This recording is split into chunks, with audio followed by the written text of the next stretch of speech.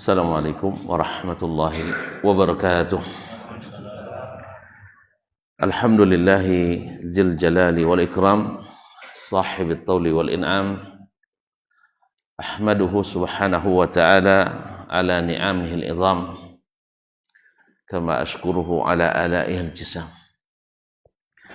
Ashhadu an la ilaha illallah wahdahu la sharika lah, al-malikul alam, wa ashhadu anna Muhammadan abduhu wa rasuluhu sayyidul anam, alaihi afdalus salati wa atammus salam, wa ala ali baitihi as-sadatil alam wa ashabihi al-bararatil kiram wattabi'ina lahum bi ihsanin ma ta'aqabatil layali wal ayyam.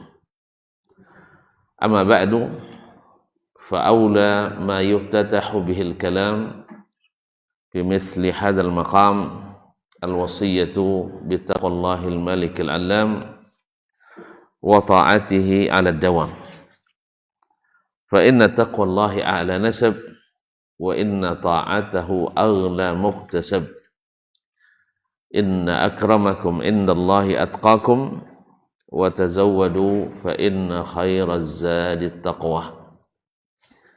Ya ayyuhalladzina amanu taqullaha haqqa tuqatih wa la tamutunna illa wa antum muslimun. Ma'asyiral hadirin wal hadirat wal musyahidin wal musyahidat wal mustami'in wal mustami'ah. Bapak dan ibu-ibu, saudara-saudara dan saudari-saudari, serta adik-adik dan anak-anak, para hadirin wal hadirat yang hadir di Masjid Zaid bin Thabit radhiyallahu anhu Pekanbaru, ataupun yang menyaksikan serta mendengarkan melalui media dimanapun berada. Alhamdulillah, Allah subhanahu wa ta'ala sentiasa mencurahkan rahmat, nikmat dan karunia-Nya kepada kita.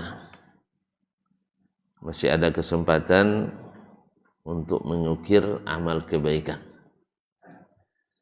Mudah-mudahan hari-hari yang tersisa kita bisa melakukan hal-hal yang insya Allah membuat kita gembira di hadapan Allah Subhanahu wa ta'ala.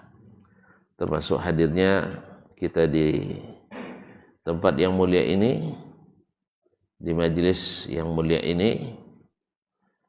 Harapan kita besar kepadanya, mudah-mudahan berkenan menerima kita, mengabulkan doa, harapan dan permintaan kita, serta menghapus dosa-dosa dan keburukan kita.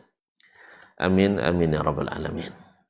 Kaum muslimin, kaum muslimat yang dirahmati Allah, selawat dan salam kepada baginda Nabi alaihi salatu wassalam, para ahlul bait, anak istri turunan Nabi alaihi salatu wassalam, para sahabat dari muhajirin dan ansar serta keturunan mereka, dan para tabi'in, kaum muslimin dan muslimat sampai hari kiamat. Mudah-mudahan salawat dan salam tersebut adalah pengantar doa kita kepada Allah dan sebagai tanda ingat kita kepada jasa Rasulullah sallallahu alaihi wasallam yang saat ini kita belajar daripadanya melalui kitab imam kita Asy-Syafi'i rahmatullahi taala alal jami'. Doa kita pula untuk orang tua kita, ayah ibu, para karib kerabat, saudara mara, teman dan sahabat, para asatizah kita, tuan guru, abuya dan umi, serta seluruh kaum muslimin dan muslimat. Semoga yang masih hidup Allah bimbing selalu, dibukakan hati menerima hidayah, sampai meninggal dalam keadaan husnul khatimah. Dan yang sudah mendahului, baik yang lama maupun yang baru, mungkin ada di antara keluarga kita, pengurus kita di sini, orang tuanya baru meninggal. Mudah-mudahan Allah berikan limpahan rahmat, nikmat dan karunia-Nya. Semoga Allah berikan husnul khatimah, ampunan dosa, dilapangkan kuburannya, dan dijauhkan dari azab kubur. Amin ya rabbal alamin. Serta semoga doa anak-anaknya yang saleh senantiasa mengalir, dan amal-amalnya yang biasa dikerjakan juga terus menghasilkan pahala hendaknya. Amin ya rabbal alamin. Lebih khusus lagi imam kita Asy-Syafi'i rahmatullahi alaih yang hari ini dan insyaallah seterusnya kita mengambil ilmu daripadanya. Melanjutkan tentang hujjiyat khabaril wahid, tentang hujjahnya hadis ahad yang tidak sampai pada mutawatir. Karena ini penting dibahas, menjadi pembeda antara aliran selamat Ahlussunnati wal Jamaah dengan aliran yang menyimpang dan tersesat. Walaupun tidak jarang menggunakan label Ahlussunnah wal Jamaah, pakai asli lagi. Asli yang bercampur. Asli yang bercampur. Kalau kita abal-abal tapi tak ada campurannya. Original. Ma'asyiral kiram dirahmati Allah. Berkata Imam Asy-Syafi'i rahmatullahi alaih, setelah sebelum ini tentang beberapa sudah 4 ya yang disebutkannya. Qala rahimahullah akhbarana Malik, telah menceritakan kepada kami Malik yarhamukallah, yaitu Malik ibn Anas ibn Abi Amir Al-Himyari Abu Abdullah Al-Madani Imam Dar Al-Hijrah. Qala an Abdullah ibn Dinar, dari Abdullah ibn Dinar masyhur, an Ibnu Umar, dari Ibnu Umar, yaitu Abdullah ibn Umar bin Khattab Al-Adawi Abu Abdurrahman Al-Qurashi thumma Al-Madani. Qal bainama an-nasu bi Quba, bainama an-nasu bi Quba fi salati subhi, di saat masyarakat di Quba, jadi kaum muslimin di Quba, fi salati subhi, sedang mendirikan salat subuh. Iz atahum atin, tiba-tiba datang seseorang yang datang, faqala, lalu dia katakan, inna Rasulullah sallallahu alaihi wasallam qad unzila alaihi Qur'an, sesungguhnya Rasulullah sallallahu alaihi wasallam telah diturunkan kepadanya Quran, maksudnya ayat. Kalau Quran kan sudah 13 tahun yang lalu ya, sudah diturunkan atau lebih. Waqad umira ayyastaqbilal qiblah, dan beliau sudah diperintahkan untuk menghadap kiblat yang asal. Nabi alaihi salatu wassalam di awal-awal Islam atau di awal hijrah juga, selama 18 bulan lebih kurang, beliau menghadap ke Baitul Maqdis. Ternyata ikut pun sama mereka kiblatnya, tidak nyaman kita dibuatnya. Wah, ini? Hah? Jadi kiblatnya kan Baitul Maqdis, kan kiblatnya orang Yahudi dan Nasrani. Nah, disuruh menghadap ke sana. Nabi di awal-awal juga harus suruh menghadap ke Baitul Maqdis. Allah kan berhak memerintah kita kemana aja menghadap. Tetapi ternyata ikut pula mereka, marah juga, tak ikut, tak senang juga. Walan tarda ankal yahudu walan nasara hatta tattabi'a millatahum. Tapi coba beneran tuh ikut mereka juga tak akan senang juga. Khususnya Yahudi yang agamanya agama rasis, lebih kepada kesukuan dan ras. Jadi kaum muslimin dan muslimat, akhirnya Nabi dibuat tidak nyaman oleh mereka. Nah, itu nampak tuh Nabi, kalian ikut-ikut kami, nyontek agama kami. Awak tidak mau, disuruhnya ikut-ikut kan, ditawar-tawarkannya pemahamannya. Sama hari ini juga berapa banyak orang nak mencampur adukkan antara agama-agama yang mereka sebut agama samawi ini. Sebenarnya tidak ada agama-agama yang di sisi Allah. Di sisi Allah hanya ada satu agama. Inna dina indallahil Islam. Agama Nabi Adam, Islam. Agama Nabi Nuh, Islam. Agama Nabi Idris, Islam. Agama Nabi Musa, Ibrahim, Islam. Agama Nabi Musa, Islam. Agama Nabi Isa, Islam. Agama Nabi kita Muhammad sallallahu alaihi wasallam adalah Islam. Kok berubah menjadi agama Yahudi? Karena dimasukkan pemahaman Yahudi, tradisi dan budaya Yahudi, pemikiran dan perasaan orang Yahudi. Akhirnya menjadi agama Islam Yahudi. Lama-lama hilang Islamnya, tinggal Yahudi. Demikian juga Nasrani. Asalnya Nabi Isa juga Muslim. Dalam Al-Quran disebutkan, washhadu bi anna muslimun. Saksikanlah kami adalah orang-orang Muslim. Orang-orang Muslim. Tidak ada non-Muslim. Non-Muslim itu tidak diterima di sisi Allah Subhanahu Wa Taala. Jadi tidak apa kita payah-payah pula melobi-lobi merekomendasikan.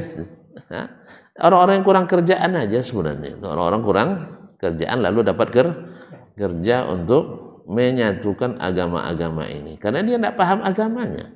Kalau dia paham dengan baik agamanya, takkan mungkin menyatukan agama-agama. Karena satu agama saja asalnya. Kalau mau bersama, Allah panggil. Qul ya ahlal kitab. Lupa lagi. Kalau untung tidak hafal. Kalau hafal sempat jadi subuhat juga. Qul ya ahlal kitab, ta'alu ila kalimatin sawa'in bainana wa bainakum.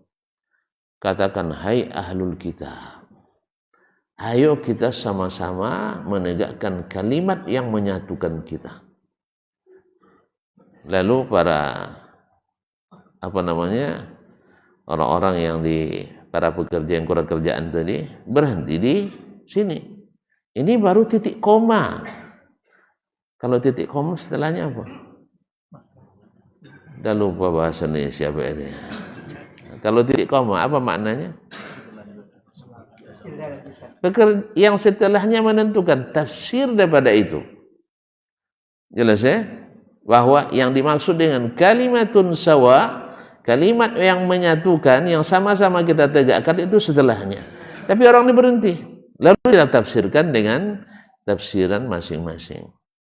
Apa kesamaan? Semua agama menyerukan menyembah Tuhan. Sah? Jadi apapun Tuhannya, ayo. Kan itu. Yang penting sama-sama menyembah Tuhan. Dua, semua agama masuk surga. Kan semuanya. Betul. Tidak ada agama di dunia ini kecuali menjanjikan surga. Itu yang bikin orang-orang tidak berilmu tentang agamanya, kan sama-sama masuk surga. Ngapain berkelahi? Sahih? Sama-sama masuk surga. Tuan-tuan, Abu Jahal dulu ngaku masuk neraka atau masuk surga? Masuk surga dia. Muhammad sallallahu alaihi wasallam dan jamaahnya mengacau-ngacau. Tidak aman-aman kami di Mekah ini, tidak ada yang ganggu, tiba-tiba kok datang Muhammad mengacau kenyamanan beragama. Sah? Sama tuan-tuan juga ngaji sekarang ngacau-ngacau juga. Ganggu-ganggu ibadah orang, ganggu-ganggu cara ibadah orang. Sering ganggu. Apa? Sering ganggu cara ibadah orang, disesat-sesatkannya kita. Ya, sekali lagi kaum muslimin dan muslimat, orang takkan tahu dia sesat kalau tidak ditunjukkan orang lain. Orang Arab jahiliyah tahu dia sesat? Tidak. Lalu datang yang tahu jalan yang benar. Siapa yang tahu jalan yang benar? Ya Rasulullah SAW. Dia tahu dari mana? Dari yang maha tahu, yang karenanya kita diciptakan di sini untuk beribadah kepadanya. Sedangkan orang-orang itu semuanya batasnya hanya dalilnya pikiran dan perasaan. Makanya mohon maaf kaum muslimin, muslimat, orang yang mendahulukan pikirannya dan perasaannya dalam beragama, pastikan dia tersesat. Pasti tersesat. Makanya berkata Syekh Ibn Utsaimin rahimahullah ta'ala, "Law kana ad-din bil 'atifah", Kalau seandainya agama ini ikut perasaan, lakana ahlul bid'ah kulluhum alal haqq. Pasti ahli bid'ah semuanya kita anggap di atas kebenaran. Sebab apa? Tidak satu pun mereka mengira mereka dalam kebatilan. Sah? Termasuk kita. Kita mengaku tidak dalam kebatilan. Kok tidak? Tapi dibilang orang sesat. Kata yang sesat, Masya Allah.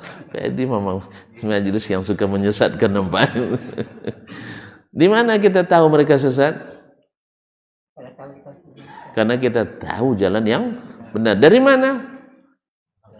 Dari Al-Quran dan Sunnah. Tapi kan pemahaman Bapak.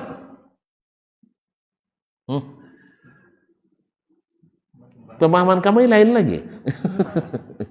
Iya, pemahamannya adalah pemahaman Nabi alaihissalatu wassalam. Sebab kita rujuk dalam satu masalah yang kita ikuti, yang kita yakini, kita merujuk ke perkataannya, sama dengan yang kita yakini. Merujuk kepada perbuatannya, sama dengan yang kita lakukan. Kemudian kita rujuk perbuatan sahabatnya yang ijma' mereka melakukannya, sah? Bukan yang pendapat yang ganjil-ganjil, yang mukhalif dengan pendapat Nabi umum, lah ternyata sama. Jahit. Lalu begitu, tafsir siapa yang kita ikuti ini? Tafsir Nabi alaihissalatu wassalam. Karena pemahaman seseorang akan kita ketahui melalui apa yang dia ucapkan, yang dia kerjakan, yang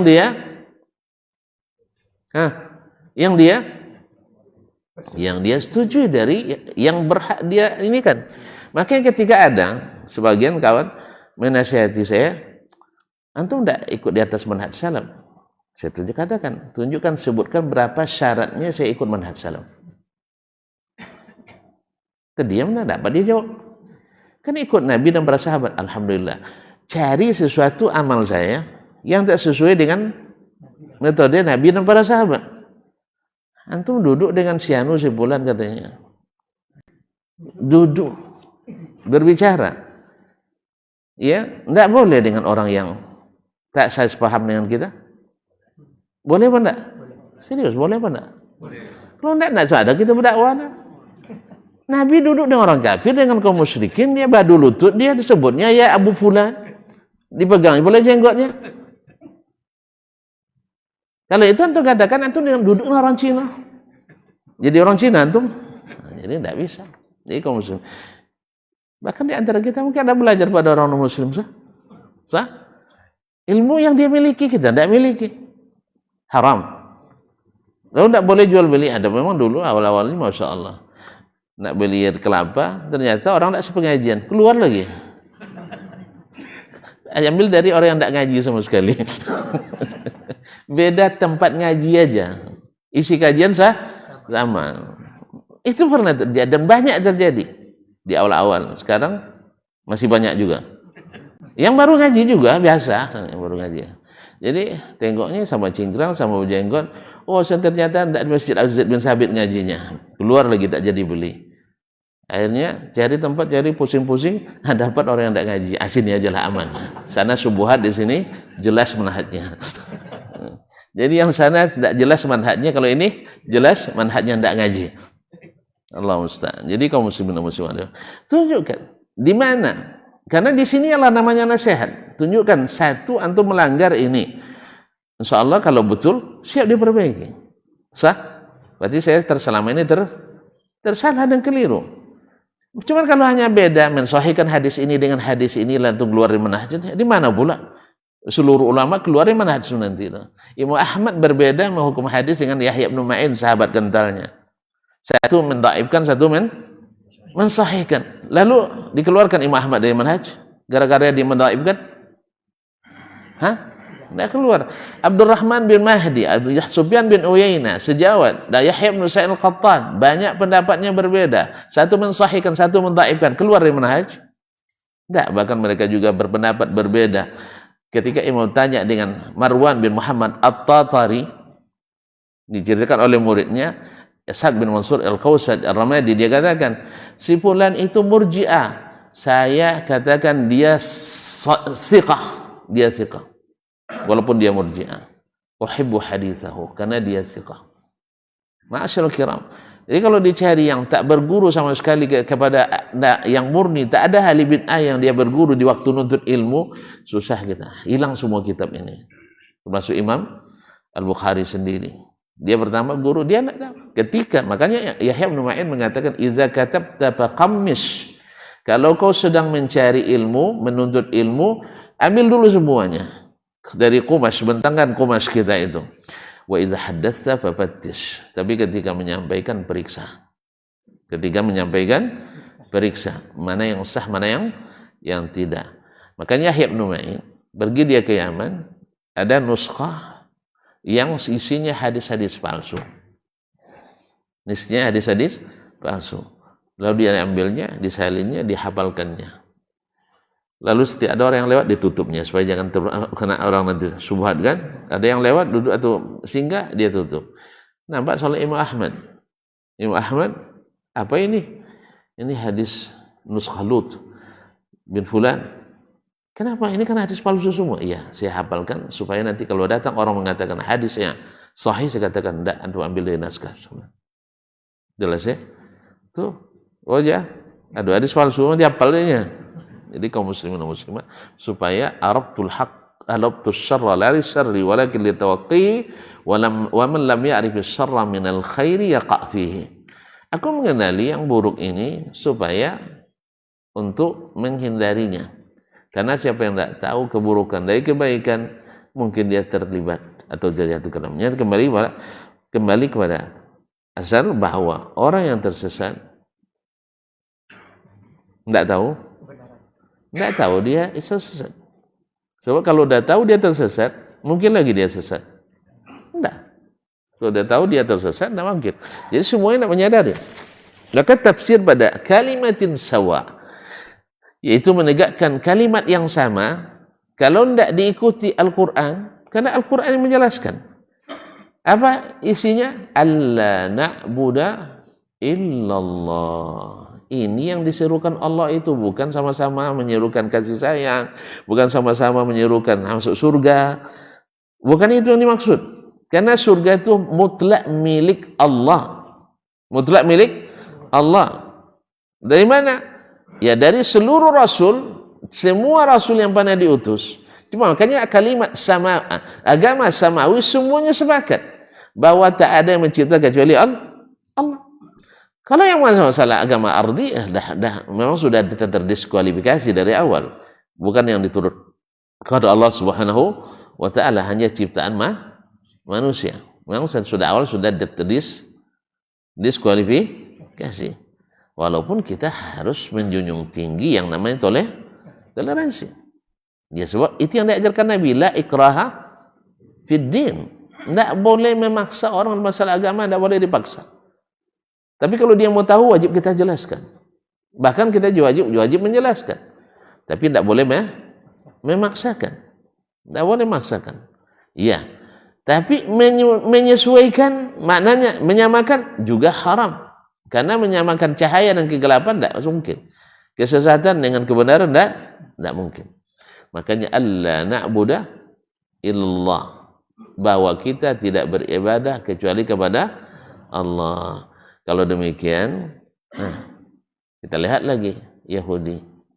Mereka murni tidak ibadah pada Allah. Tidak. Berarti tidak bisa kita negakkan kalimat yang sama. No? Makanya tidak bisa kita membuat dia Abraham House. Abraham House, Al-Baitul Ibrahimi. Tidak tahu ya. Alhamdulillah. Untung tidak tahu. Banyak pemimpin Arab yang sudah mulai itu pengaruh. Gara-gara liberalisme. Iya kah? Syekh besarnya, institusi terbesar dunia juga berpaham seperti ini, menyatukan semua agama. Apa bolehlah? Nabi memisahkan, dia nak menyatukan. Ya kalau jalan Nabi memisahkan, dia nak menyatukan, mana yang kita ikuti? Ya jalan Nabi kalau nak selamat. Kalau nak jadi orang hebat, ya ikut jalan dia. Hebat sekarang, tapi besok di akhirat kuyu dia. Nah, kaum muslimin, wala nusyrika bi syai'an. Jangan kita menyekutukannya dengan sesuatu. Berarti kedua agama, Yahudi Nasrani hari ini, Musyrik enggak? Ya musyrikun. Wa qalatil yahudu Uzairun ibnullah. Orang Yahudi mengatakan Uzair itu anak Allah. Wa qalatin nasara al-masih ibnullah. Berkata orang Nasrani al-Masih adalah anak Allah. Padahal kita mengatakan lam yalid wa lam yulad. Makanya jangan dimirip-miripkan. Jangan dimirip-miripkan ayat tauhid dengan ayat syirik. Ini berbahaya. Di dalam sisi apapun tidak mungkin, tidak boleh. Kaum muslimin dan muslimat dirahmati Allah. Jadi wala yattakhidha ba'duna ba'dan arbaba min dunillah. Jangan sebagian kita menjadikan sebagian yang lain Tuhan-Tuhan atau tandingan-tandingan selain Allah. Kalau mau yang tiga ini, ayo sama. Berarti otomatis orang-orang Yahudi wajib.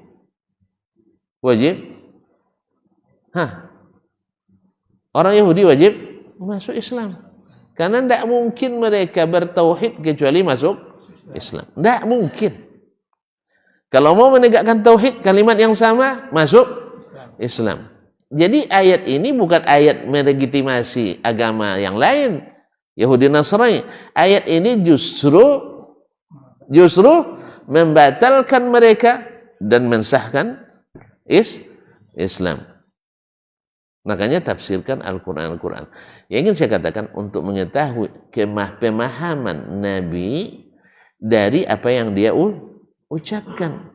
Maka ayat ini ditafsirkan oleh Nabi bahwa tidak ada seorang Yahudi pun dan tidak ada seorang Nasrani pun yang mendengar saya ada diutus lalu dia tidak beriman kepadaku kecuali kekal di neraka.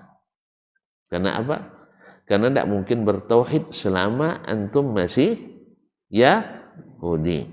Tidak mungkin bertauhid dengan benar selama masih Nasrani. Kapan baru bisa bertauhid dengan benar? Bila masuk Islam yang benar pula. Islam yang benar pula. Di mana cara mengetahui yang benar? Tentu dari yang maha benar dan yang selalu benar. Allah dan Rasulnya Shallallahu Alaihi Wasallam. Dari jalur mana? Dari jalur-jalur orang yang terkenal benar. Siapa? Di sini misalnya Malik. Dari Abdullah bin Dinar.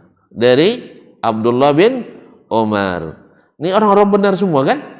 Iya. Malik. Orang benar apa enggak? Orang benar enggak? Tahim. Kalau si Fulan misalnya. Si Fulan. Payah pula nyebutnya. Tonton tersinggung pula nanti. Si Fulan. Ada riwayatnya? Enggak punya riwayat. Enggak punya riwayat. Enggak ada hadasananya enggak ada. Semuanya ada qala fulan. Tiba-tiba jadi imam. Ahli sunnah wal jamaah pula. Masuk enggak? Enggak kenal dia sanad sunnah itu enggak kenal dia. Nah, sekarang tren pula kami bersanad. Ada guru bersanad nomor. Kalau enggak ada. Kadang di antara sanad mungkin enggak bersunat juga. Allah musta'an. Enggak semua yang bersanad itu sah sanadnya. Kemudian yang dikatakan bersanad itu bukan asal pernah berguru dengan seorang itu semua riwayatnya halal kita riwayatkan. Enggak. Kecuali kalau dia beri ijazah. Dan ijazah itu adalah bukan yang utama. Walaupun dia sah secara riwayat. Tapi tetap lagi kembali kepada pemahaman. Nah sekarang kita nak tahu. Antum katakan itu pemahaman antum. Bukan, ini pemahaman Nabi. Sudah dilacak kepada para sahabatnya. Semua sepaham dengan Nabi SAW. Bahwa tidak boleh menjadikan selain Allah sebagai sembahan. Selesai. Bahwa tidak boleh melakukan sesuatu kecuali atas izin Allah dan Rasulnya SAW. Nah, jangan dihujat kami dengan masalah HP, masalah mikrofon dan sebagainya. Nak melegalkan bid'ah sana.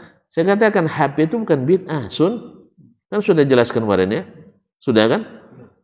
Sudah. Enggak ada ulang, enggak ada salah ulang. Enggak ada ulang. Sudah berarti ya. Sudah jelas senang. Jadi kaum muslimin dan muslimat dirahmati Allah. Jangan dihujat dengan mikrofon, jangan dihujat dengan pesawat naik haji. Ini sebentar lagi insya Allah naik haji ya kan? Naik pesawat lagi. Nah, Bismillah. Itu bukan bid'ah, itu adalah sunnah Nabi alaihi salatu wassalam. Sunnah qauliyah, sunnah fi'liyah, dan sunnah taqririyahnya. Antum aja terlambat memahaminya. Salah sendiri. Dari dulu suruh masuk pondok, dah masuk pondok dah kan. Suruh memahami Al-Quran dan hadis sesuai dengan Al-Quran dan hadis. Pahami juga dengan pikiran-pikiran dan logika. Akhirnya tersesatlah jalan. Ada tersesat diingat baru marah. Kan salah sendiri. Jangan masuk pondok itu nanti tersesat kan ya. Kan itu masalahnya. Akhirnya betul-betul dia tersesat. Kayak mak-mak, mari jam tangan kamu tuh kan, karena anaknya kan, akhirnya disimpannya hilang. Ini takut hilang kan, akhirnya hilang. Mana apa kemarin? Tadi mana saya simpan kan? Allah musta'an. Baik, lanjut ya. Nah, jadi datang kepada mereka sedang diturunkan kepada Al-Quran, waqad umira istaqbilal qiblah. Diperintahkan untuk menghadap kiblat yang sesungguhnya, yaitu Al-Ka'batul Musyarrafah. Itu Ka'bah. Jadi Nabi lama dalam hadis sekarang, qad nara taqalluba wajhika fis sama' falanwalliyannaka qiblatan tardaha. Nabi selalu memohon kepada Allah. Ini diganggu terus sama orang Yahudi. Kan bisa jadi subuhat. Kan orang-orang Yahudi menjadikan itu sebagai subuhat kepada orang-orang yang lemah-lemah, kaum munafikin. Itu Nabi, kalian nyontek-nyontek kami itu katanya. Kan itu. Akhirnya nanti ujung-ujungnya ketika Nabi dibilang nyontek, orang tidak yakin lagi. Yang lemah-lemah iman. Tapi yang sudah kuat, dah paham mereka. Dari Mekah kami sudah diganggu-ganggu terus. Nabi kalian tuh ada yang ngajarin tuh katanya. Ada yang mengatakan ada yang ngajarin, dan sebagainya. Illa ma yu'allimuhul bashar. Ada yang mengajarkan dari kalangan manusia. Kemudian dikatakan penyair, dikatakan majnun, gila, dikatakan tukang sihir, dan seterusnya. Banyak semuanya. Tapi alhamdulillah, yang hak tetap, seperti kata Mu'az bin Jabal, fa inna alal haqqi nuran. Di atas kebenaran pasti ada cahaya terang. Yang hak itu akan nampak terang. Nah, tidak pakai belok-belok banyak. Kalau banyak belok-belok, banyak A-nya itu bayar. Kalau al-haq itu jelas. Kaum muslimin. Fastaqbiluha, maka menghadaplah ke kiblat. Kiblat. Wa kanat wujuhum ila Syam. Awalnya mereka menghadap ke, kalau sana, ini mana utaranya? Utara mana? Sini ya. Awak udah lupa, padahal hobi dulu bikin apa tuh? Gitu sama Pak Angin kan? Mata angin ya. Itu andalan saya tuh. Ada ujian melukis itu yang kesana dibuat. Nah, karena lu utara sana ya. Iya. Yang salah enggak? Nah, dulu menghadap ke sana dari Madinah. Habis itu disuruh menghadap ke, berarti kan balik kanan ya. 180 derajat. Iya, balik kanan. Nah, wa kanat ujum ila Syam fastadaru ila al-Ka'bah. Dari semua menghadap ke sana, mereka langsung menghadap ke sini. Berarti imamnya balik kanan juga, di belakang. Nah, masuk di ke depan. Nah, jadi kaum muslimin dan muslimat rahmati Allah, ini menjadi dalil oleh para ulama bahwa bila kita menghadap setelah melakukan ijtihad, tidak tahu arah kiblat, bertanya, tidak ada yang tahu, kompas tidak hidup, misalnya tidak ada sinyal, kita berada di suatu tempat yang tidak tahu sama sekali, makanya sah salatnya. Kalau ada yang ingatkan dalam solat, lalu ada yang ingatkan salah kiblat kalian, maka jangan ragu, tidak usah dibatalkan solat, langsung saja berputar arah. Atau kalau sedang kita solat, misalnya harusnya ke sini, tiba-tiba kita ke sini, datang orang di belakang, diputarnya gini, jangan disikukan pula, jangan kira main. Ini betul. Nah, sebab apa? Inilah sebab turun fa aina matwallu fa thamma wajhullah. Kemanapun kalian menghadap, disitulah kiblat, menghadap Allah Subhanahu Ta'ala jadi pula subuhat oleh ahli kalam. Tuh lihat Abdullah bin Abbas menakwilkan ayat wajhullah, wajah Allah dengan kiblat. Dia lupa bahwa Abdullah bin Abbas di ayat-ayat yang lain tidak menakwilkan wajah. Tidak menakwilkan wajah. Makanya orang kadang-kadang awak dah betul 5.000, salah 5. Langsung tidak lulus. Antum mentahrid hadis 5.000 hadis. Salah 5. Betulnya berapa? 4.995. Hilang yang 4.995 itu. Dapat cap Dasman tidak pandai mentahrid hadis. Itu suruh pula dia mentahrid 5, salah 10. Saya lihat rata-rata mengkritik seperti ini memang orang-orang yang tak punya apa-apa. Bid'atu muzjad. Ya, saya tidak pernah orang menyalahkan Syekh Albani. Yang orang ternama juga jadi rujukan ahli sesat di sini untuk mendiskreditkan Syekh Al-Albani rahimahullah. Apa yang mereka katakan sudah ada sebelumnya di konteks Arabnya atau teks Arabnya. Lalu dia salahkan dua karena dia si Albani kan dakwah Arab dah. Dia orang Arab caknya nih. Karena dia Maliki kan. Bukan Alwi Maliki, yang lain lagi. Ada As-Saqaf nih, As-Saqaf. Jadi segap bahasa Indonesianya. Tapi orang asli Yaman ya. Jadi As-Saqaf, dia kritisi. Dia salahkan dua. Tentu saya terpaksa membuka buku lagi kan. Ya, artinya saya tahu. Cuman nak memastikan saya buka lagi buku syarah Nahu Ibnu Aqil, syarah Awdaul Masalik dan seterusnya. Ternyata dia salah 3.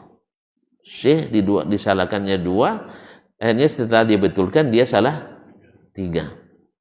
Yang disalahkannya Syekh sebenarnya tidak salah, terus ditambahnya pula kesalahan yang ketiga. Alhamdulillah.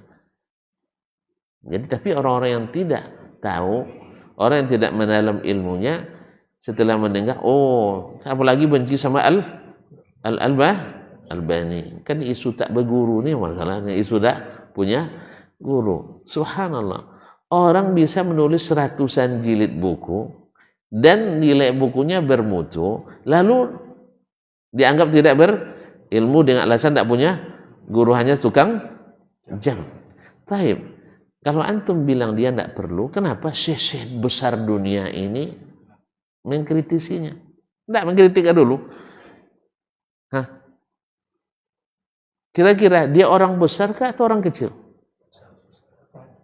Wih, ada orang cari dai tidak terkenal di Indonesia dikritisi bukunya. Ada. Orang besar dunia. Tentu kan ahli-ahli kebenaran, ada pula imam besarnya kan. Ahli kesesatan, ada pula imam besarnya yang berseberangan dengan syekh. Tersesat atau tidak? Nah, ini pecinta Albani di sini. Dari pihak manapun, kalau yang mengkritisinya orang-orang besar, berarti yang dikritik orang besar. Makanya Dasman dicari tidak di dunia internasional? Tidak ada ukuran patut dikritik. Ya, tidak ada bukunya patut dikritisi karena benar semua. Yang ada barangkali benar semua, karena kebanyakan terjemah kan tinggal kesalahan penulis kan. Penterjemahan alhamdulillah profesional lah, insyaallah taala. Jadi kaum muslimin dan muslimat dirahmati Allah. Artinya kita belum kelasnya untuk dikritisi oleh orang-orang besar. Tapi kalau Albani dikritik oleh sepulan dari sini, dari Maroko, dari Mesir, dari Syria, dari Yordan, dari semuanya. Berarti kira-kira orang tu buang waktu enggak untuk mengkritisi si Albani? Hah? Tonton kalau harus contohkan dengan bola juga nampaknya. Lawannya Ronaldo, siapa biasanya? Messi. Itu kalau disalahkan strategi Ronaldo oleh Messi. Messi orang kecil. Atau Ronaldo orang kecil. Serius lah, tengok gajinya. Mereka orang besar. Makanya mustahil orang tak berilmu dikritisi oleh orang yang berilmu. Ya dikritisi misalnya Mufti Mesir Ali Jum'ah misalnya. Sah? Kan orang besar itu. Kan? Dikritisi oleh Muhammad Said Ramadan Al-Buti misalnya. Atau dikritisi misalnya oleh sebutkan lagi ya. Ayo. Hasan As-Saqaf misalnya. Yang ini adalah ikon-ikon orang-orang besar yang jadi rujukan di dunia-dunia Islam hari ini. Dikerusi oleh si fulan dan si fulan. Oleh Ahmad Siddiq Al-Ghumari misalnya. Juga ahli hadis di Maroko.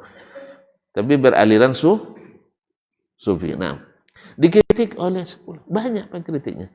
Dan itu adalah rujukan dunia internasional. Kalau yang mengkritisinya dunia internasional, kira-kira yang dikritik orang kroco atau orang jagoan? Jagoan. Bahkan justru semakin dikritik, beliau semakin mentereng. Karena yang dikritik jagoan. Kalau nak tengok orang berhasil itu, tengok murid-muridnya. Tengok murid-muridnya. Lihatlah pembawa bendera sunnah di negara-negara di dunia. Lihat nama-nama besar. Sah? Dan masuk jajaran ulama besarnya di dunia Islam. Itu murid-murid Al-Albani. Nak berguru tak berguru itu antum tak punya urusan. Walaupun kalau antum mau mengenalinya sebentar aja, baca 2 jilid saja dulu buku tentang Hayatul Albani, antum akan paham. Cuman tentunya tidak sampai bocor biasanya. Ini orang kita ini itu hebatnya, begitu rajin baca tak. Kalau begitu saya rajin. Tapi kalau suruh baca 5 halaman aja kritik terhadap Albani, tidak bisa dia baca tulisan Albani 5 halaman aja, tidak sanggup dia baca. Dibuatkannya baca di awal pembahasan Syekh mendhaifkan seorang perawi yang ada dalam Sahih Bukhari. Dikiranya Al-Albani mendhaifkan Sahih Bukhari, judul besar, framing besar. Kalau sempat dibaca di halaman kelima daripada yang dia kritik itu, Syekh mengatakan wa ammal haditsu min haitsul matan, hadis dari sisi matan sahihun tsabitun la ghubara alaihi. Hadis sahih tsabit, tidak ada masalah sedikit pun. Tuh mendhaifkan hadis sahih Bukhari ini tuh. Nah, tiba-tiba dia sudah itu yang menolak hadis dalam Sahih Bukhari dan Muslim karena tidak sesuai dengan logikanya. Al-jaza' min jinsil amal. Nuduh orang, akhirnya tuduhan makan tuan. Ini judul besok insyaallah. Tuduhan makan tuan. Di diktat nanti. Ingatkan ya. Ini baru terlintas sekarang pula judulnya. Nah, tuduhan makan tuan. Apa isinya? Dengarkan besok di 91,1 FM. Tapi tahun depan insyaallah. Iya tahun depan. 2025 insyaallah. Karena saya akan libur sebentar. Sekitar 12 hari, 14 hari. Insyaallah sabar ya. Jangan kemana-mana, tunggu aku di sini. Insyaallah aku pasti kembali. Kaum muslimin dan muslimat dirahmati Allah. Jadi lalu mereka berputar kembali menghadap kiblat. Bukan berputar langsung menghadap kiblat. Nah, jadi tidak perlu dibatalkan salatnya. Tapi yang poin yang ingin disampaikan oleh Syafi'i adalah poin hujahnya berita ini yang disampaikan hanya oleh satu orang. Wa ahlu Quba ahlu sabiqatin minal ansari wa fiqh. Penduduk Quba yang salat di Quba itu adalah orang yang termasuk ahlu sabiqah. Orang yang terhitung awal-awal masuk Islam. Artinya mereka orang yang senantiasa cepat menerima Islam dan kemudian wafiqin dan juga punya keahlian fikih. Sebab imamnya adalah yang direkomendasikan oleh Nabi sebagai a'lamun nasi bil halal wal haram Mu'adz bin Jabal. Orang yang paling faqih urusan halal dan haram adalah Mu'adz bin Jabal. Dia imamnya. Alim tak? Alim. Berarti orang paham dan orang yang cepat berbuat dalam kebaikan dalam Islam. Bukankah ketika Nabi sebelum sampai ke Madinah, masjid apa yang buat dulu? Masjid Quba. Itu tanda bahwa mereka orang-orang yang diridhai, orang-orang yang dicintai oleh Allah dan Rasulnya Shallallahu Alaihi Wasallam, orang hebat. Nah, makanya kaum muslimin dan muslimat, masjid yang pertama usis alat taqwa, ulama menafsirkan adalah Masjid Quba. Masjid Quba, Nabi Alaihissalam lebih berhak untuk berdiri di dalamnya ketika ada orang bikin masjid dirar. Ya, masjid dirar itu bukan masjid yang dibangun di situ ada masjid, sehingga masjid itu tidak bisa dikatakan dirar. Karena makna dirar itu bawa mudarat ke agama. Dulu dibangun oleh Abu Amir Ar-Rahib, seorang yang murtad pergi ke Syam, bergabung dengan orang-orang Nasrani, Romawi, lalu menjadikan itu sebagai pusat orang munafik untuk menyusun rencana busuk untuk menggulingkan dakwah Nabi alaihissalam, membuat makar. Kalau itu tujuan bangun masjid, iya. Tapi kalau orang tujuan di sini sunnah, tidak boleh tegak. Kan katanya alus sunnah yang asli harus campur-campur, kan itu? Sah?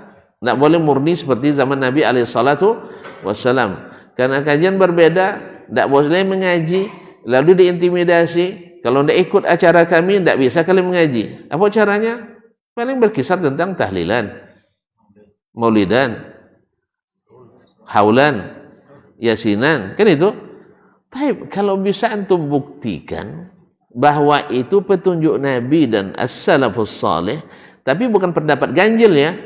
Yang dimaksud yang manhaj as-salafus salih itu yang sepakat mereka.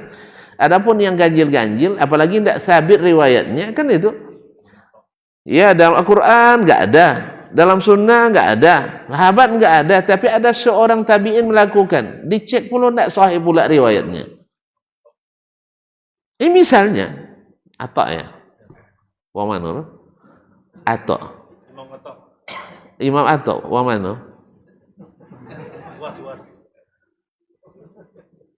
Atta wa mana? Orang mana? Orang Makkah. Nah, cuma riwayat Atta-nya sahih apa tidak? Untuk dah periksa. Belum. Tidak sabit dari Atta. Andainya pun sabit, mukhalif, berbeda dengan yang disepakati oleh para sahabat. Apakah perkataan Atta dalil? Tidak. Harus dicarikan dalilnya. Pertama dua, asbitil arsya sumbangkus. Sahih tidak riwayat Atta? Ternyata tidak sahih dari Atta bin Abi Rabah. Disebutkan tanpa sana. Ini Imam Suyuti itulah hebatnya. Apa nampak dia tulin dah. Jadi kadang-kadang dari Umar bin Khattab diriwayatkan tanpa sanad. Nah, kalau hadis tanpa sanad poho baql, kata Syu'bah bin Hajjaj. Laulal isnad laqala man sya'a ma sya'a, kata Muhammad bin Sirin. Tunjukkan isnadnya di mana? Jelas? Sudahlah mukhalafah, berbeda dengan yang disepakati, tidak satu pun diriwayatkan oleh sahabat. Yang kedua, tidak sahih pula riwayat daripadanya. Apakah yang seperti ini dikatakan manhaj salaf? Tidak sahih riwayatnya, kemudian tidak pula dan berbeda dengan yang lain. Andainya sahih, anggaplah sekarang sahih riwayatnya, tapi ini berbeda dengan yang diamalkan oleh ijma'nya para sahabat Nabi. Oh, ada riwayat dari Umar bahwa sedekah satu hari tahan 3 hari, sedekah hari ketiga tahan sampai hari ke-7, sedekah hari ke-7 tahan sampai hari ke-40, 40 sampai 100, juga tanpa sanad. Sebutkan oleh Asyuti juga dalam Al-Hawi fil Fatawi, dalam Syarh As-Sudur fi Ahwalil Mauta wal Qubur, juga tanpa sanad. Itu apa cara? Ini Umar lah tatu dulu tuh ahli bid'ah, itu masalahnya. Jadi Umar sebagai pencetus bid'ah hasanah dalam pandangan sebagian saudara-saudara kita kaum muslimin.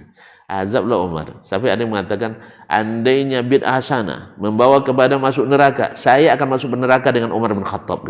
Dia khutbah. Saya mau duduk sebenarnya, cuman karena banyak tamu, kemudian waktu nggak ada. Ya. Saya nak nanyakan, karena di antara yang disampaikan tidak boleh saling menyalahkan. Terus saya nak nanya, Ustaz menyalahkan yang lain tidak ketika itu? Kalau dia bilang iya, kan saya tanya, yang mengatakan ini salah nggak? Tentu dia bilang salah. Tidak boleh menyalahkan. Paham tak? Tidak paham nantilah. Nah, kaum muslimin dan muslimat dirahmati Allah. Waqad kanu ala qiblatin faradallahu alaihim istiqbala. Mereka sebelumnya menghadap kiblat yang Allah wajibkan mereka menghadapnya. Apa kiblat pertama? Baitul Maqdis. Wajib menghadapnya? Wajib. Wajib menghadapnya karena perintah Allah Subhanahu wa taala. Naam. Walam yakul lahum ayyada'u fardallahi fil qibla illa bima taqum alaihimul hujjah. Enggak boleh mereka meninggalkan kewajiban itu kecuali dengan yang berdiri hujjah dengannya. Kecuali dengan dalil yang bisa dijadikan hujjah. Walam yalqau Rasulullah sallallahu alaihi wasallam. Padahal mereka belum bertemu dengan Rasulullah dalam masalah ini. Kan tadi mereka tidak bilang, oh tunggu dulu, tetap aja ke sini dulu. Besok dah ketemu Nabi baru kita rubah. Enggak, dalam sholat mereka berputar langsung. Berarti mereka terima apa tidak? Diterima. Jadi dalam sholat bukan khusyuk itu bukan tidak kedengaran apapun. Ya sebagian mengatakan asal kedengaran lagi suara motor berarti tidak khusyuk. Kenapa? Ya khusyuk aja. Sebab Nabi tahu dia setan melintas di cekiknya. Sah? Tahu dia himar nak melintas, dia halangi. Sah? Tapi antum tak tahu apa-apa. Sayyidul khasyiin. Kan ada yang bilang, tak tahu dia apa-apa. Mungkin sebagian, mungkin. Tidur. Antum terlalu kejam nampaknya sih. Mungkin ada. Memang diriwayatkan sebagian ulama itu salat dia runtuh masjid dia nggak tahu. Memang ada. Cuma itu bukan syarat khusyuk. Sebab Sayyidul Khasyiin Rasulullah sallallahu alaihi wasallam dia tahu ada orang suara sendal di luar masjid, dia sedang ruku, dipanjangkannya ruku. Supaya apa? Supaya dapat dia pahala 1 rakaat. Imam kita lain lah, dapat titik mobil motor. Supaya ditunggu semakin cepat dia bangkit. Rasain tuh kenapa lambat kan? Ini banyak imam-imam yang kadang-kadang jadi preman. Balas dendam sama jemaah. Sehingga di antara jemaah hampir 2/3 yang terlambat. Sudahlah cepat qomat, gerakan sholat juga super cepat. Hanya 2/3 jemaah terlambat. Itu yang salah sopir apa jemaah? Masalahnya yang terlambat itu jemaah tetap. Yang lucu lagi. Nah, ini lucu lagi, Pak. Ini agak curhat dikit ya. Tolong jangan direkam ya, dipotong ya. Saya yang azan, saya pula yang ditinggal. Saya kan tidak terlambat saya. Azan karena pulang kuliah, saya masuk waktu saya tengok masuk kan, atau pulang dari luar aja urusan kuliah. Nah, pulang urusan pas waktu azan, sebenarnya sedang menahan. Tapi kalau saya masuk dulu takut nantinya sering muazzinnya nggak ada karena juga sedang dinas kan. Saya sengaja azan dulu kan boleh, kalau menahan boleh azan kan? Boleh kan? Atau ya? Akhirnya setelah azan baru saya pulang untuk ganti pakaian juga. Baru di WC saya sudah kawan. Subhanallah, saya tidak terlambat saya. Artinya bukan azan yang terlambat, kan? Nah, harusnya yang tadi yang hadir kan setelah saya azan kan ada yang datang tuh. Kasih tahu loh sebenarnya. Ustadz tadi yang azan kan. Artinya ternyata mau jemaah pun Allah musta'an. Jadi payah juga. Nah, ini kawan-kawan sudah ngaji juga ini masalahnya. Kawan-kawan sudah ngaji, dan yang seperti ini bukan hanya di 1-2 masjid, banyak juga yang sudah ngaji yang tergesa-gesa juga. Dan memang saya lihat kan nampak juga kiri kanan tuh. Kiri kanan saya terlambat juga kan? Iya, hampir 2/3 terlambat. Hampir 2/3 terlambat. Jadi memang jadi imam ini, imam itu dhamin kata Nabi SAW, menjamin. Jadi bukan hanya bagaimana menjamin yang sudah ada saja, tapi juga memberikan peluang bagi yang terlambat. Makanya Nabi SAW didengarnya langkah orang di luar, dia panjangkan rukuknya.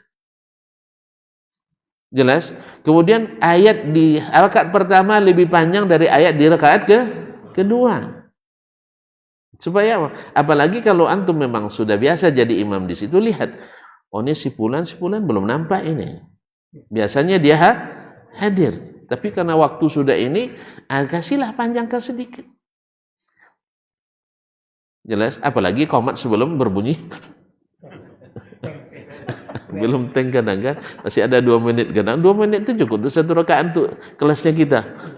Kelasnya kita kan cukup bukan untuk 1 rakaat. Kadang setengah menit dah selesai 1 rakaat kadang. Allah musta'an.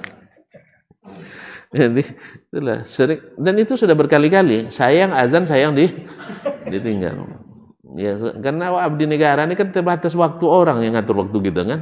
Jadi pas sampai masuk waktu sholat daripada orang terlambat azan nanti. Karena kalau saya ada azan nanti, kadang-kadang sudah 10 menit belum juga muazzinnya datang. Karena juga dinas juga. Dinas juga. Jadi maka saya tahan dulu, saya azan, setelah saya azan baru saya melepas hajat tadi kan. Itulah masih tiba-tiba ada qauman. Cepat pula imamnya, habis pula 2 rakaat.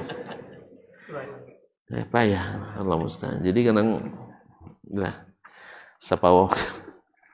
Allah musta'an. Jangan sedih nak. Jangan sedih nak. Kaum muslimin dan muslimat yang mati Allah. Walam yalqau Rasulullah. Mereka belum lagi bertemu Rasulullah, konfirmasi dan klarifikasi. Walam yasma'u wa anzalallahu alaihi bitahwilil qiblah. Dan mereka juga belum mendengar langsung dari Nabi sallallahu alaihi wasallam tentang turunnya ayat perubahan kiblat. Fayakununa mustaqbilina bi kitabillahi sunnati nabi, sehingga kita katakan mereka menghadap dengan ayat Al-Qur'an dan dengan sunnah Nabi alaihi salatu wasallam. Samaan min Rasulillah, mendengar langsung dari Rasulullah. Ini belum mereka dengar langsung.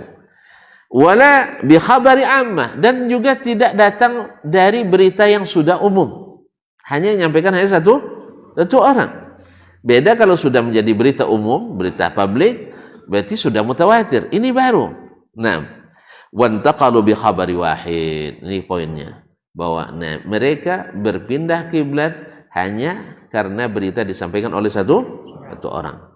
Taib, iza kana indahum min ahli sidq, bila yang menyampaikan itu orang yang terkenal benar, sidik. An fardin kana alaihim, mereka merubah dari fardu ke yang lain. Tidak boleh kita meninggalkan yang fardu kalau seandainya tidak ada hujjah. Kalau seandainya tidak ada hujjah.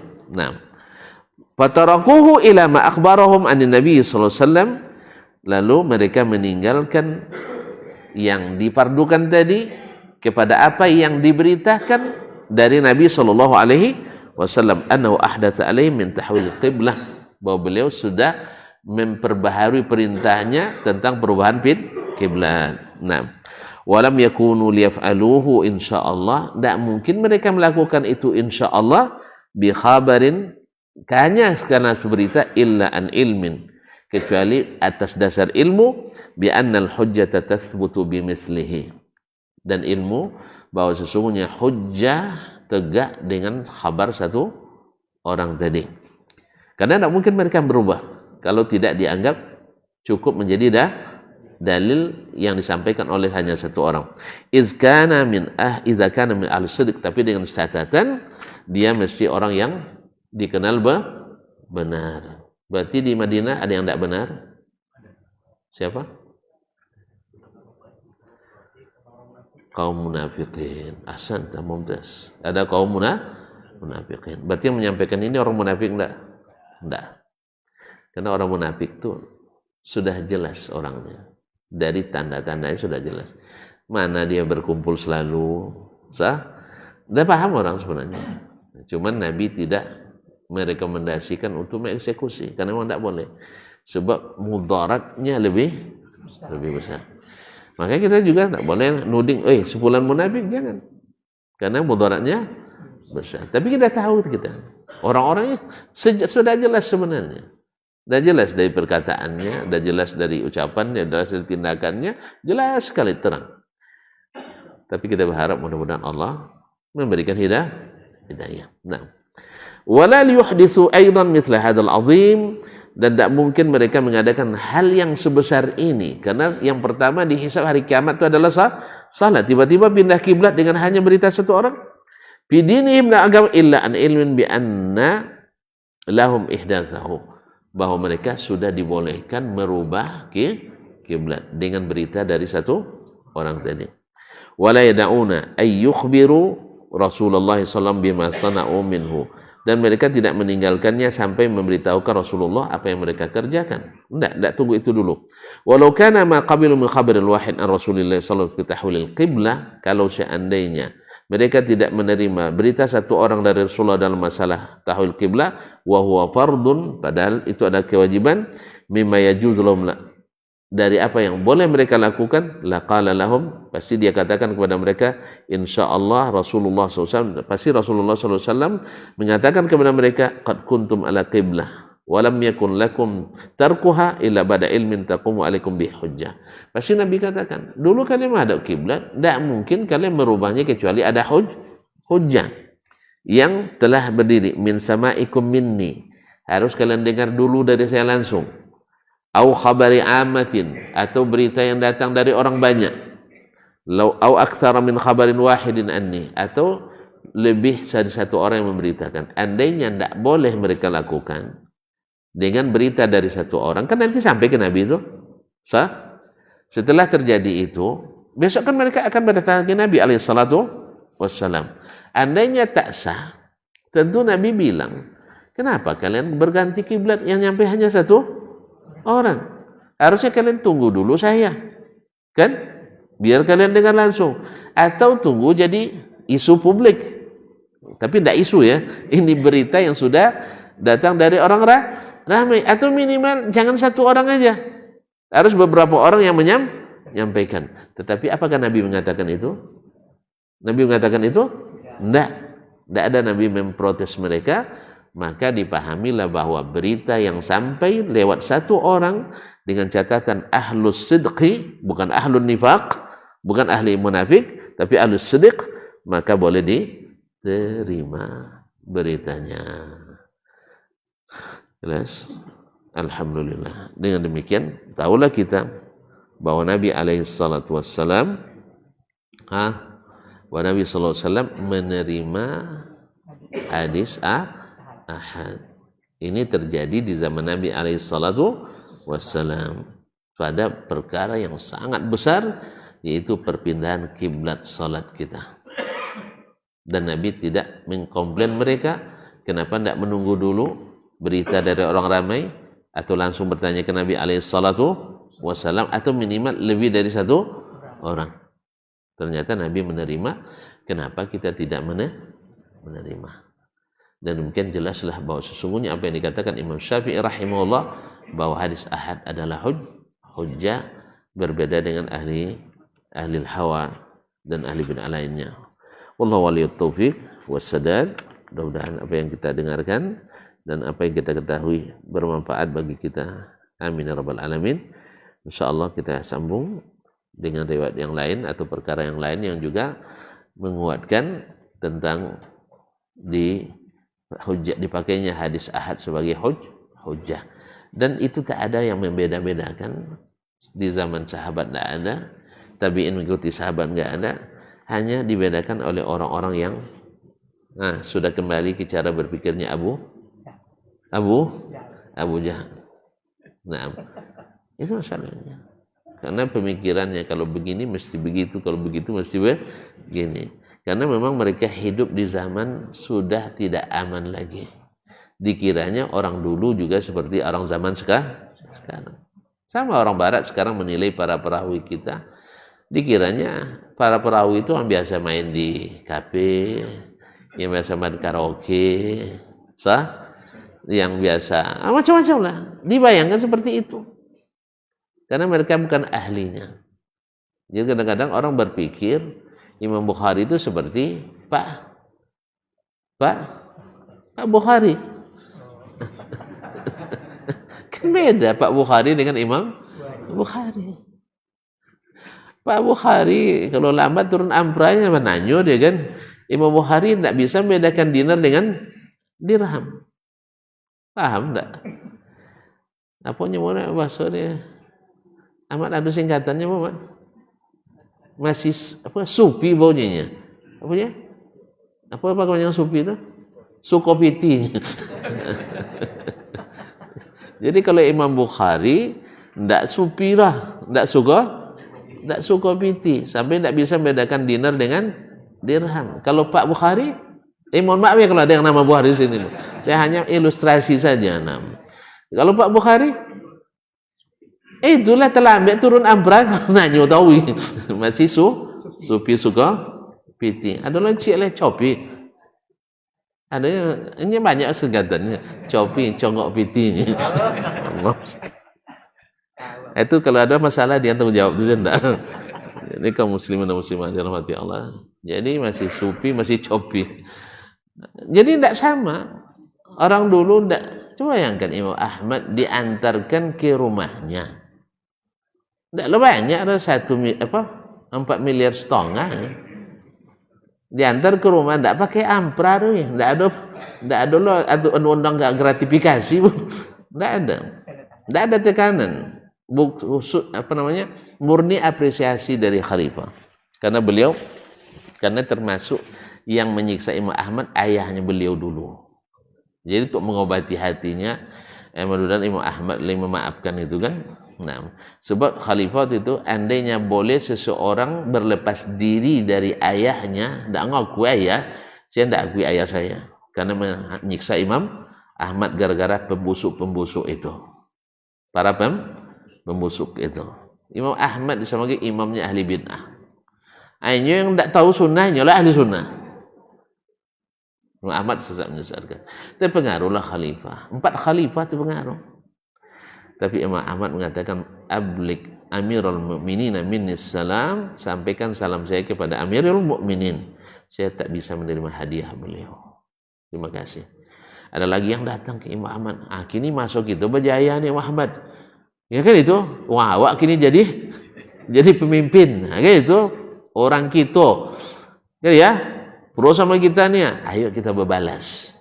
Nah, masukkan pula sipulan-sipulan itu ke penjara. Atau setidaknya jangan kasih job lagi, non job. Misalkan, Imam Ahmad bilang itu bukan akhlaknya kita. Mereka melakukan karena mereka tak berilmu. Sekarang kita berilmu, jangan. Apa sebab? Amma fima baini wa bainahum faqad ahlaltuhum. Dosa mereka kepada saya sudah halalkan semuanya. Tidak saya beri ke mereka berdosa. Sampai kencing darah Imam Ahmad. Sampai di penjara, sampai difitnah, sampai dilarang ngaji, sampai dipersekusi berkali-kali. Subhanallah. Tapi dia bilang, saya sudah halalkan semua. Kalau antara mereka dengan Allah, Allah lebih tahu. Allah lebih tahu. Soalnya tidak ada hak saya untuk memaafkannya. Ya mudah-mudahan mereka dapat hidayah. Inilah Imam Ahmad itu. Bukan tidak pernah dipaksa, bukan tidak pernah difitnah. Difitnah sebagai pentolan aliran Wahabi, aliran sesat menyesatkan, ahli bid'ah. Imam Ahmad ahli bid'ah. Nah, jadi kaum muslimin dan muslimat yang dirahmati Allah SWT, saya sudah maafkan itu. Tidak mau dia berbalas. Nah, kan lebih baik kan, faman afa wa aslaha fa ajruhu 'ala Allah. Baik, sampai sini dulu ya. Ya. Terima kasih dan mohon maaf. Saya juga sekalian izin nak libur sebentar ya.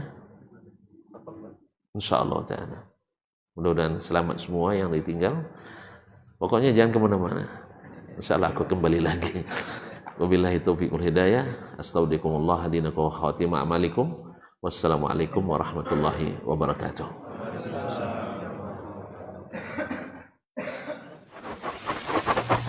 Barometer amal kita saleh tak salehnya di salat kita. Bila salat kita ikhlas dan sesuai dengan sunnah Nabi SAW, maka insya Allah amalan yang lain mengikut. Ini aktivitas ini membantu saya di akhirat atau akan menyulitkan saya di akhirat? Kalau seandainya perbuatan itu ternyata akan menyulitkan kita di akhirat kelak, tinggalkan perbuatan itu. Anta ni'mal jund. Kamu adalah sebaik-baik prajurit. Coba lihat. Kamu adalah sebaik-baik prajurit. Maka tujuannya adalah menghancurkan kehidupan rumah tangga.